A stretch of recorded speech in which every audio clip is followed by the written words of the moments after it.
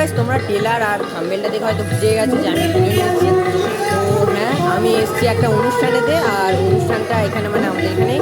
আর হ্যাঁ, তোমাদেরকে তো হয়তো বলাই হয়নি এটা কী উৎসব, আর তোমাদেরকে সব কিছু বলতেও হয় না, কারণ তোমরা দেখলে বুঝতেই পেরে যাও যে কী হচ্ছে না হচ্ছে। তো হ্যাঁ, তোমরা সবাই জানো, আর এটা এই সময়ই টাইম। তো এখন হচ্ছে এখানে ঝুলন উৎসব, যেটা তোমরা বুঝে গেছি তোমরা টেলার দেখে বুঝতে পেরে গেছো। তো আরেকটা কথা বলি, এটা কিন্তু রাস্তার ধার, প্লাস এখানে অনুষ্ঠান হচ্ছে, মাইক বাজে, সব কিছুই হচ্ছে। তো আবার শুরু করে দিয়েছে একটা গান। তো যাই হোক, তোমাদের একটা কথা বলি, এখানে কিন্তু গোটাটা আমি মানে ভয়েস দিতে পারবো না, তো এখানটা আমি ভয়েস ওভারও দিতে পারি। তো যাই হোক, একটু কম্প্রোমাইজ করে নেবে। আর তোমাদেরকে একটা জিনিস বলছি, এটা মানে ওখানে ইশারা করছে। তো এদিকে দেখো, এদিকে আমার একটা বন্ধু প্লাস সাবস্ক্রাইবার, ঠিক আছে। তো তো এও এসছে, পুজো হচ্ছে, এখানে কি হচ্ছে বলতো,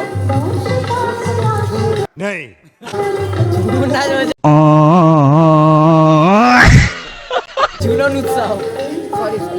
আচ্ছা আচ্ছা আচ্ছা। তো যাই হোক, তো বাদ দাও। তারপরে এরপরে কিন্তু অনুষ্ঠান আমাদের, ঠিক আছে, মানে ও একটা অনুষ্ঠান হচ্ছে, একজন করছে। তো এরপরে এবার আমার অনুষ্ঠান আছে।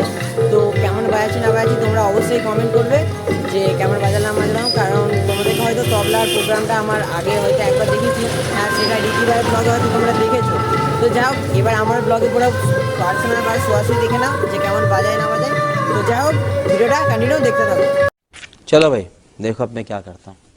কৃষ্ণ বলে বাহু তুলে নাচরি পথে পথে নিশাই বাসনা সাচে প্রাণ বড়ি তার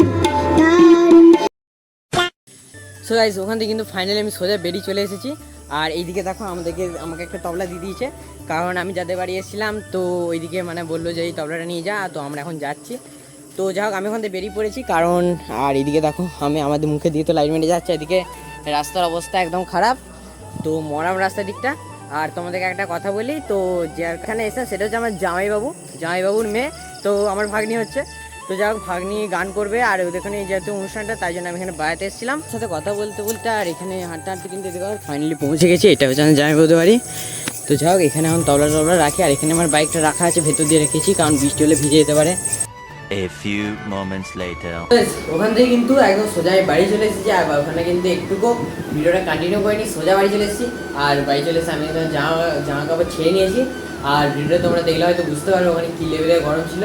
তো আমার ওখানে কিন্তু গরমের অবস্থা খারাপ হয়ে গেছিলো, কী বলবো। আর ডেজে যেটি ছিল একটা কিন্তু পাখা দেয়নি।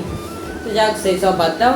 আর মেনলি যেটা তোমাদেরকে আমি বলতে চাইছি সেটা হচ্ছে যে মানে মেনলি যেটা হয় 30 দিনের যে ভিডিওগুলো হয়, মানে টানা 30 দিন ভিডিও দেবো, পার ডে ভিডিও যেটাকে বলে আর কি, পার ডে ভিডিও 30 দিন টানা একেবারে ভিডিও। তো তোমরা আমাকে কমেন্ট করে বলো যে আমি দেবো কি না দেবো, কারণ কালকে কিন্তু আমার পরীক্ষা শেষ হয়ে যাচ্ছে।